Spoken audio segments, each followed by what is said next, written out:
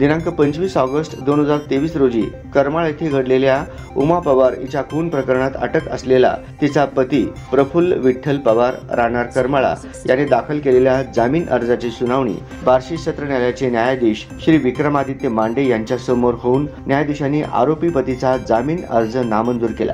आरोपी व्यसनाधीन असल्यामुळे उमा हिचा भाऊ फिर्यादी दादासाहेब चव्हाण राहणार मोहोळ यांनी बहिणीची मुले हुशार असल्यामुळे त्यांच्या अभ्यासावर परिणाम होऊ नये म्हणून बहिणीचा मुलगा महेश यास मोहोळ येथे शिक्षणासाठी आणले होते। त्याचा राग मनात धरून पती प्रफुल्ल पवार यांनी पत्नी उर्मिला यांच्यावर वजनदार दगडी वरवंटा डोक्यात मारून खून केला होता व हे प्रकरण आत्महत्या असल्याचा बनाव करून मृत प्रेताला गळफास दिला।